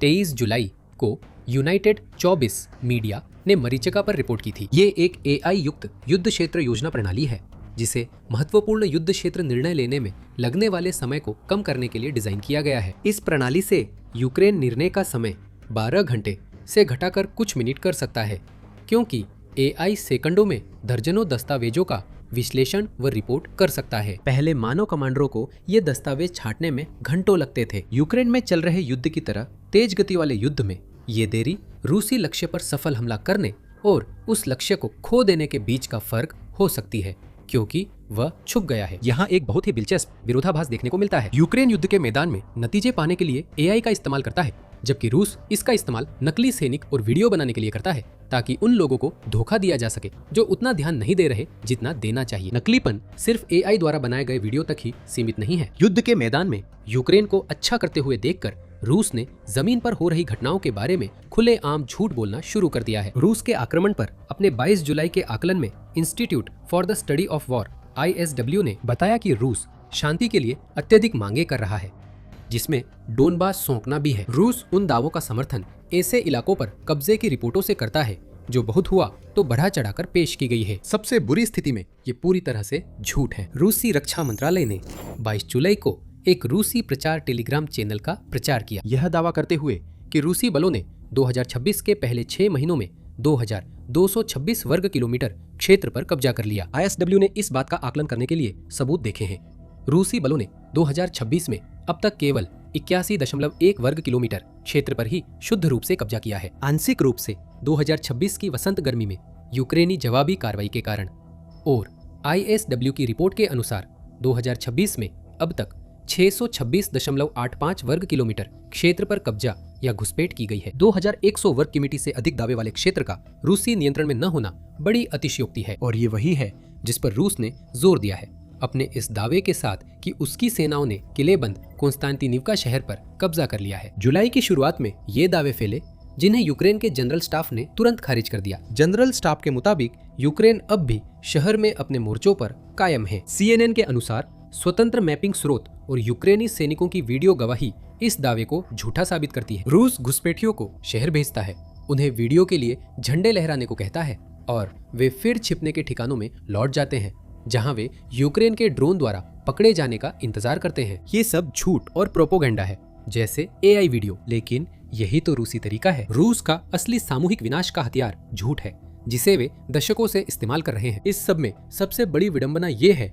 कि पुतिन खुद भी इन झूठों के उतने ही शिकार हो सकते हैं जितने कोई और। रूस के नेता सच को तोड़ मरोड़ कर पेश करने के इतने आदी हैं कि अब शायद वे खुद भी अपनी झूठी दुनिया को सच मानने लगे हैं। ये वही व्यक्ति है जो करीब 5 साल से चल रही जंग को अब भी विशेष सैन्य अभियान कहता है। जब उनके चापलूस जनरल उन्हें बताते हैं कि रूस बड़ी बड़ी कामयाबियां हासिल कर रहा है तो वे उनकी बातों को तोते की तरह दोहराते हैं और यह तक नहीं पूछते कि इतनी कामयाबी के बावजूद डोनेट्स्क अब तक क्यों नहीं गिरा। पुतिन लगातार अपने ही प्रोपोगेंडा का शिकार हो जाते हैं। उन्होंने ऐसा तब किया जब उन्होंने यूक्रेन पर हमला किया था। जिन लोगों को वो अपने लिए लंबी चौड़ी झूठी बातें फैलाने के लिए रखता है, उन्होंने कहा कि यूक्रेन कमजोर है और उस पर आसानी से कब्जा किया जा सकता है। पुतिन ने सोचा था कि रूस की शक्तिशाली सेना को जीतने में सिर्फ कुछ दिन ही लगेंगे। हमने देखा कि उसका क्या नतीजा निकला। पुतिन लगातार बेहिचक झूठ बोल सकते हैं। इसका नतीजा ये है कि उन्होंने ऐसी दुनिया बना ली है जहां सच्चाई ढूंढना नामुमकिन है। आज पुतिन ऐसे इंसान हैं जो अपने चारों ओर सिर्फ अपने भ्रमों को ही रखना चाहते हैं। मई में फोर्ब्स ने रिपोर्ट किया कि पुतिन अपना ज्यादातर समय भूमिगत बंकरों के बीच घूमते हुए बिताते हैं, जहां उनके चारों ओर सुरक्षा कर्मियों का घेरा रहता है, जिन्हें सख्त आदेश दिए गए हैं कि जो भी व्यक्ति या चीज पास आए उसकी पूरी तरह से जांच करे। उन्हें हकीकत का पता नहीं है, उन्होंने इसे काफी समय से नहीं देखा। सबसे मजेदार बात यह है कि पुतिन भी शायद इन AI जनरेटेड वीडियो के नकली पोलिश और यूक्रेनी लोगों को असली मान लेंगे। हम निश्चित नहीं कह सकते कि पुतिन ने इन वीडियो का आदेश दिया था या उन्हें इनके बारे में पता भी है, लेकिन उन वीडियोस पर वापस आते हैं तो वे निश्चित रूप से इस बात का सबूत है कि रूस लगातार झूठ बोलता आ रहा है। लेकिन ये निराशा के संकेत हैं। रूस अपनी ही बनाई हुई एक काल्पनिक दुनिया बनाने की कोशिश कर रहा है ताकि यूक्रेन में अपनी सेना के निराशाजनक प्रदर्शन से ध्यान भटका सके। रूस चाहता है लोग उसके संदेश पर विश्वास करें, क्योंकि सचमुच ध्यान देने पर झूठ तुरंत उजागर हो जाता है। इस झांसे में मत आओ। रूस का नेतृत्व ऐसे व्यक्ति के हाथ में है जो चापलूसों से घिरा है और जानबूझकर खुद को हकीकत से दूर रखता है। अभी जो हम सोशल मीडिया पर फैलता हुआ देख रहे हैं वह सिर्फ एक और उदाहरण है। रूस असली सेना से यूक्रेन में जीत नहीं सकता। अब जो एकमात्र जीत वह हासिल कर रहा है वो रोबोटों और नकली सैनिकों की सेना के साथ है जो असल में मौजूद नहीं है। रूस हकीकत का यह झटका कैसा लगेगा? आप क्रीमिया खोने के कगार पर है और इसका कारण है यूक्रेन का शानदार अलग थलग करने का अभियान, जिसने दिखा दिया है कि जब AI का इस्तेमाल जंग के लिए किया जाए न कि फर्जी वीडियो के लिए तो वह कितना असरदार हो सकता है। अब ये आम हो गया है कि क्रेमलिन के मुताबिक यूक्रेन भेजे जा रहे रूसी ड्रोन बार बार रोमानिया की हवाई सीमा में घुस जाते हैं। वे ड्रोन यूक्रेन के लिए नहीं थे बल्कि रूस की धमकी रणनीति का हिस्सा हैं, क्योंकि पुतिन और उनके साथी रोमानिया पर दबाव बनाकर यूक्रेन का समर्थन खत्म कराना चाहते हैं। ये काम नहीं कर रहा है। रोमानिया रूस के खेलों से तंग आ चुका है। पुतिन स्तब्ध है क्योंकि रोमानिया ने रूसी ड्रोन पर जवाबी फायरिंग शुरू कर दी है। ये तनाव की ऐसी बढ़ोतरी है जिस पर आप यकीन नहीं करेंगे, जिसके नाटो और यूक्रेन के लिए गंभीर परिणाम हो सकते हैं। 24 जुलाई से रोमानिया ने 3 दिनों में रूस के 3 स्ट्राइक ड्रोन गिराए। इन अवैध घुसपैठों के साथ साथ रूस ने यूक्रेन के साथ रोमानिया की 614 किलोमीटर लंबी सीमा के पास अपने हमले तेज कर दिए हैं। रूस का कहना है कि ये घुसपैठ आकस्मिक हैं। रूस हमेशा ऐसा कहता है, लेकिन यहाँ का पैटर्न साफ है और रोमानिया की प्रतिक्रिया से पता चलता है कि वह इन ड्रोन को लेकर क्या सोचता है। रूस के तीनों ड्रोन F-16 ने मार गिराए हैं। जैसे ही ये पता चला कि वे ड्रोन रोमानियाई क्षेत्र में घुस आए हैं, F-16 तुरंत आसमान में भेज दिए गए। पहली घटना 24 जुलाई को हुई थी। रूस के ड्रोन रोमानिया में सुलियाना और फतेस्ती के बीच घुस गए। फतेस्ती में एक एयरबेस भी है। जेट्स तुरंत रवाना हुए। पहले 2 यूरोफाइटर टाइफून भेजे गए, लेकिन वे रूसी ड्रोन नहीं गिरा सके। फिर एक F-16 ने मिसाइल दागकर पाडिना के पास ड्रोन गिरा दिया। मलबे की जांच से पता चला कि वह रूसी शाहेड ड्रोन था। अगले दिन फिर वही घटना हुई, लेकिन इस बार रूसी ड्रोन डेन्यूब डेल्टा के पास रोमानिया में घुसा। रोमानिया ने 4 विमान भेजे और ड्रोन के पास कोई मौका नहीं था। ये मॉडल पिछले वाले से ज्यादा ताकतवर था। एक जेट इंजन वाला ड्रोन था जिससे इसकी रफ्तार भी ज्यादा थी। 26 जुलाई को तीसरा रूसी ड्रोन लगभग 10-15 बजे सीमा पार कर गया। F-16 लड़ाकू विमान ने फगेश्ती से उड़कर इस बार रूसी ड्रोन को काले सागर में रोमानिया के क्षेत्रीय जल के ऊपर मार गिराया। एक ड्रोन घुसपैठ को संयोग माना जा सकता था। 2 बार होने पर शक पैदा होता है और 3 बार ये एक पैटर्न बन जाता है जो ये संकेत देता है कि ये सब रूस की तरफ से बहुत सोच समझकर किया गया था। डेन्यूब नदी बहुत महत्वपूर्ण है और वहां की स्थिति से समझ आता है कि रूसी ड्रोन बार बार रोमानिया में क्यों घुसते हैं। युद्ध के लंबे हिस्से में रूस इसी नदी पर यूक्रेन के बंदरगाहों को निशाना बनाता रहा है। इसके पीछे एक ठोस वजह है। डेन्यूब यूक्रेन के लिए एक महत्वपूर्ण निर्यात मार्ग है जिसका इस्तेमाल वह अपना अनाज दुनिया तक पहुंचाने के लिए करता है। इसी एक जलमार्ग से यूक्रेन हर साल अरबों डॉलर कमाता है। रूस इसे खत्म करना चाहता है। रूस यह कई सालों से चाहता है, सदियों से। डेन्यूब के बंदरगाह इस्माइल और ओडेसा शांत रहे हैं। अक्सर वे युद्धों से बचे रहे हैं, लेकिन अब रूस यूक्रेन के अनाज उद्योग की कमाई में बड़ी कटौती करने के लिए इन बंदरगाहों को निशाना बना रहा है, जो दुनिया में बिकने वाले गेहूं का 10% है। यूक्रेन का निर्यात लाखों लोगों का पेट भरता है। रूस यूक्रेन को मजबूत होने देने के बजाय लोगों को भूखा मरने देगा। रूस लगातार डेन्यूब बंदरगाहों पर हमला करता है। मई में इस्माइल पर 2 बार हमला हुआ, एक बार मई की 2 तारीख को और फिर मई की 19 तारीख को, जिससे बंदरगाह के बुनियादी ढांचे को नुकसान पहुंचा। ये घटनाएं रोमानिया के लिए क्यों अहम है? डेन्यूब नदी के कुछ हिस्से यूक्रेन और रोमानिया की सीमा के साथ साथ चलते हैं। हम यह हाल ही में हुई ड्रोन घुसपैठ की घटनाओं में से दूसरी घटना से देख सकते हैं। यह डेन्यूब डेल्टा रोमानिया में हुआ। वर्षों से रूस नदी के साझा उपयोग का हवाला देकर खुद को बचाता है जब उसके शाहिद रोमानियाई क्षेत्र में घुसते हैं। क्रेमलिन ने कहा, हम रोमानिया को नहीं यूक्रेन को निशाना बना रहे थे। कुछ समय तक इन दावों में थोड़ी साख थी। इलेक्ट्रॉनिक युद्ध प्रणाली शायद यूक्रेन के सभी डेन्यूब बंदरगाहों में ड्रोन को भटकाने के लिए लगाई गई है। रूसी ड्रोन सिग्नल जाम होने पर गलती से रोमानिया में जा सकते हैं, लेकिन इसमें समस्या है। कभी कभार किसी ड्रोन का अनजाने में सीमा पार पहुंच जाना समझ में आता है, लेकिन कीव पोस्ट के अनुसार हाल की 3 घुसपैठें क्रमशः 31वीं, 32वीं और 33वीं घुसपैठें थी और युद्ध शुरू होने के बाद से हर बार रोमानिया को ड्रोन से निपटने के लिए अपने जेट्स भेजने पड़े। पहले वे ड्रोन को मारने के बजाय केवल निगरानी करते थे। रूसी ड्रोन का मलबा रोमानियाई क्षेत्र में करीब 50 बार मिला है। सीधे कहे तो ये आंकड़े बहुत बड़े हैं। अधिकांश घुसपैठें दुर्घटनावश नहीं होती। 3 दिनों में 3 बार ऐसा होना संयोग नहीं है। रूस अब डेन्यूब पर हमलों का बहाना नहीं बना सकता। क्रेमलिन ये ड्रोन जानबूझकर भेज रहा है। इसकी एक बड़ी वजह है 17,10,000 डॉलर। रोमानिया ने 24 से 26 जुलाई के बीच अपने हवाई क्षेत्र में घुसे 3 ड्रोन मार गिराने में करीब इतना खर्च किया। यही क्रेमलिन का मकसद है। रूस जानता है कि उसके हर ड्रोन का मुकाबला होगा। अगर जेट्स उड़ाने हो, फायर न करना पड़े तो भी चलेगा। ईंधन खर्च करना पड़ता है और ऐसे मिशनों पर पैसा भी जलता है जो वरना नहीं होते। अब रोमानिया रूसी ड्रोन गिरा रहा है, जिससे खर्च बढ़ रहा है। मिसाइलें इस्तेमाल हो रही हैं जिनकी कीमत लाखों डॉलर है। रूस के लिए इन आकस्मिक ड्रोन घुसपैठों में उसे कुछ दसियों हजार डॉलर की लागत वाले शाही ड्रोन का बलिदान देना पड़ता है, लेकिन बदले में उसे अपने निवेश पर कहीं ज्यादा बड़ा फायदा मिलता है। लेकिन रूस ने गलत आकलन किया है। असल में हम यहाँ देख रहे हैं कि रोमानिया पुतिन की इन बचकानी चालों से तंग आ चुका है। उसने खुद को नेटो के सिद्धांत में पूरी तरह बदलाव की अगुवाई करने वालों में आ गया है। रूसी ड्रोन का अब एस्कोर्ट या मॉनिटरिंग नहीं होगी, उन्हें नष्ट कर दिया जाएगा, जिससे पुतिन के लिए सब बदल जाएगा। इससे पहले कि हम और गहराई में जाएं, रूस अभी भी अपनी बेगुनाही का दावा कर रहा है। जाहिर है वो ऐसा करेगा ही। रूस ने गुस्से में प्रतिक्रिया दी है जब रोमानिया ने इन हालिया हवाई घुसपैठों के जवाब में सबसे पहले रोमानिया में रूसी दूत व्लादिमीर लापायेव को तलब किया। दूत को चेतावनी देकर 5 दिन में देश छोड़ने को कहा गया। रोमानिया ने रूस से अपना राजदूत भी बुला लिया। बुखारेस्ट में रूसी दूतावास नाराज है। इसका कहना है कि निष्कासन सही नहीं था, क्योंकि यह बार बार क्रेमलिन की बात दोहराता है कि ड्रोन घुसपैठ जानबूझकर नहीं थी। रूस सिर्फ यूक्रेन को निशाना बना रहा था, वही पुराना बहाना। रूस को डर है कि रोमानिया हालात बढ़ाना चाहता है। धमकियां तो पहले ही बंदर के बाड़े में फेंके गए कचरे की तरह इधर उधर उड़ रही हैं। दूतावास ने कहा कि दूत का निष्कासन बिना जवाब के नहीं छोड़ा जाएगा। रोमानिया को सीमा पार अभियान नहीं चलाना चाहिए, क्योंकि इससे वह यूक्रेन युद्ध में सीधे शामिल हो जाएगा और रूस प्रतिक्रिया कर सकता है। रोमानिया ने अभी तक कोई सीमा पार अभियान शुरू नहीं किया है और न ही ऐसा कोई संकेत दिया है।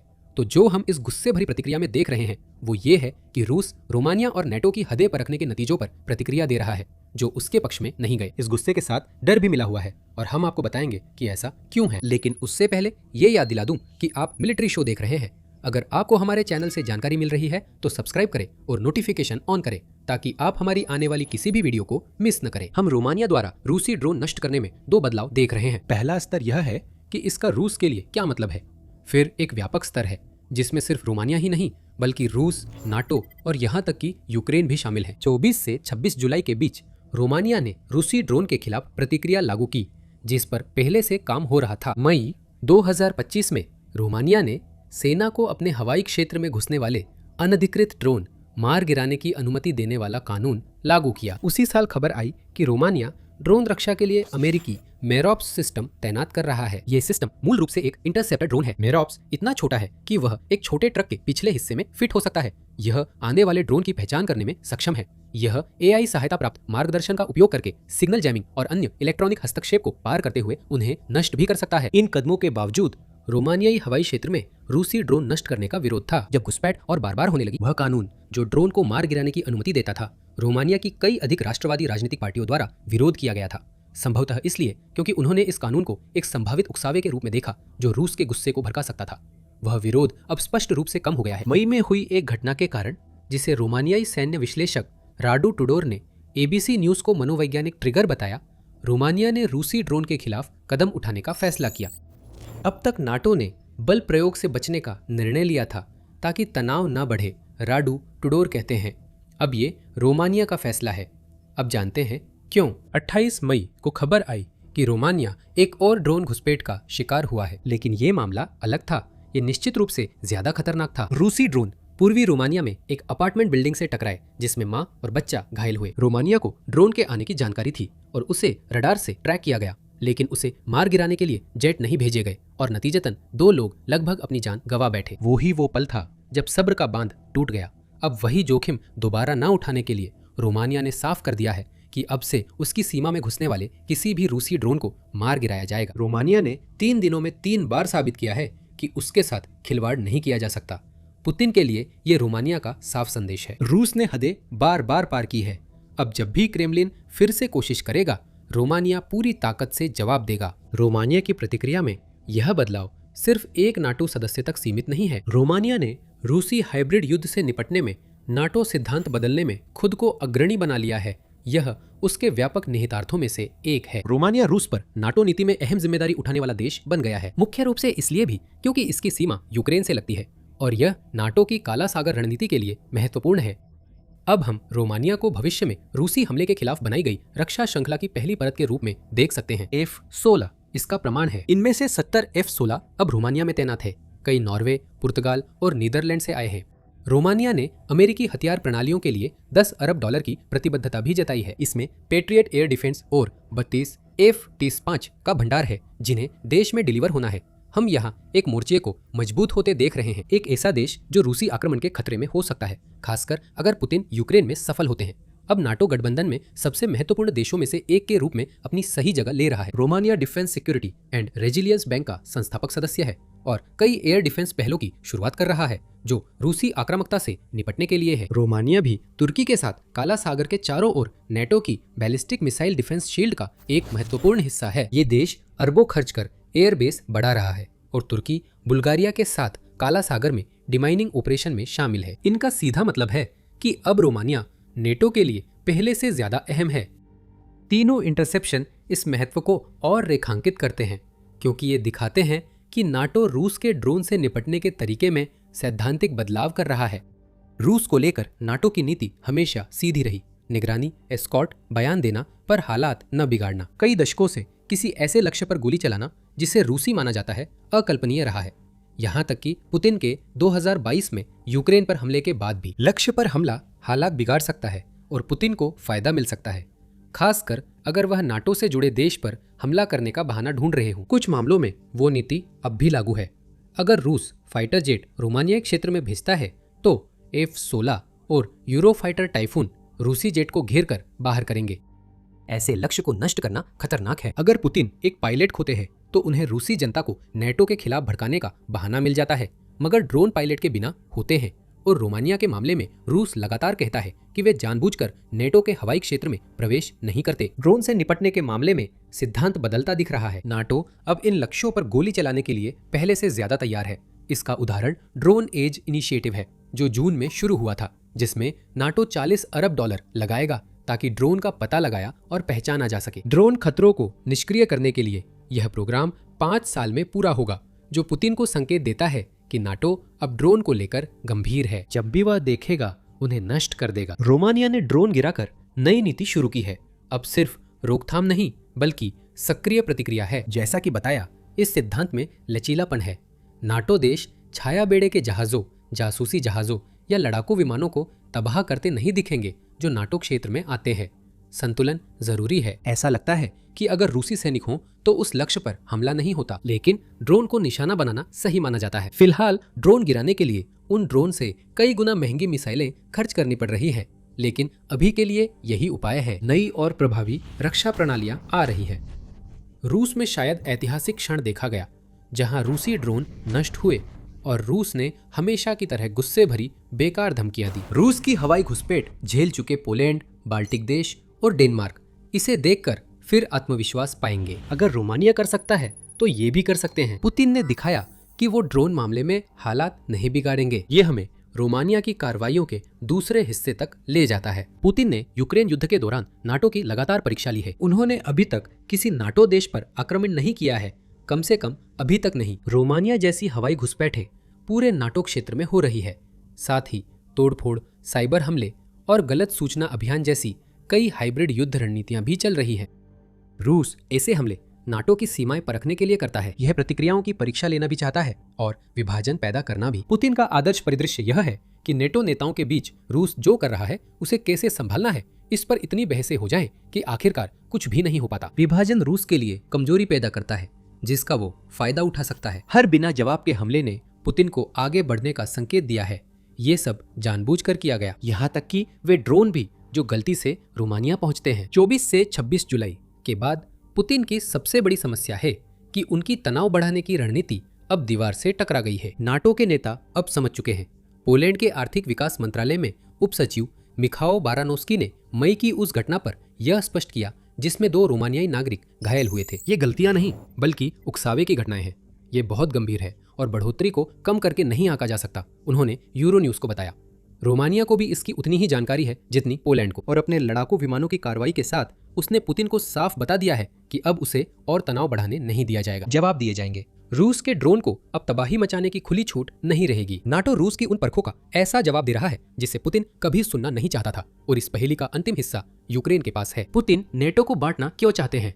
इसका एक मुख्य कारण यह है कि वे यूक्रेन तक पहुंचने वाले समर्थन की मात्रा को सीमित करना चाहते हैं। विभाजन से टकराव होता है जिससे इस पर बहस होती है कि कौन से हथियार भेजे जाएं या भेजे भी जाएं या नहीं।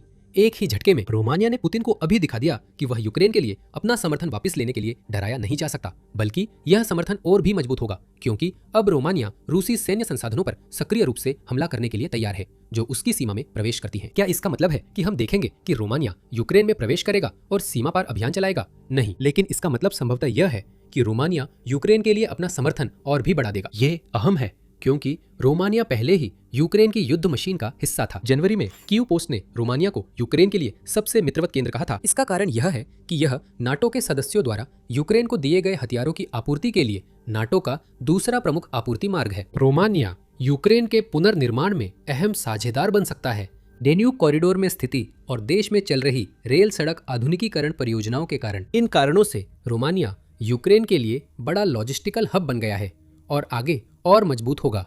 मार्च में दोनों देशों ने नया रणनीतिक समझौता किया जिससे क्षेत्रीय विवादों से उत्पन्न हुई पुरानी जटिलताओं का समाधान हुआ और दोनों देशों को रूसी आक्रामकता के सामने मजबूत सहयोगी के रूप में स्थापित किया गया। मार्च में रोमानिया के राष्ट्रपति निकोश ओरासन ने कहा कि उनका देश यूक्रेन के यूरोपीय संघ में शामिल होने का समर्थन करता है, जो सामूहिक पश्चिम के साथ एक और संबंध है जिसे पुतिन होते हुए नहीं देखना चाहते।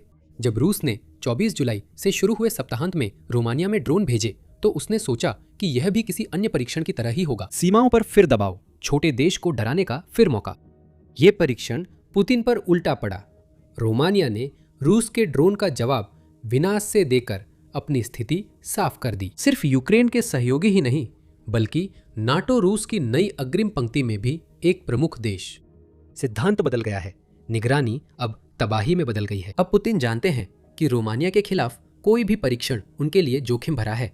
रूस के लिए यह महीना अच्छा नहीं रहा, क्योंकि रूस पुतिन की यूक्रेन पर कब्जा करने और नाटो को नुकसान पहुंचाने की जुनूनी चाहत को आगे बढ़ाने की कोशिश कर रहा है। यूक्रेन में रूसी जनरलों ने पुतिन को खुश करने के लिए कहा कि रूस ने कॉन्स्टेंटिनिवका पर कब्जा कर लिया है। जनरल झूठ बोल रहे थे। हकीकत यह है कि यूक्रेन की शानदार सेनाओं ने रूस के सैनिकों को एक विनाशकारी जाल में फंसा लिया।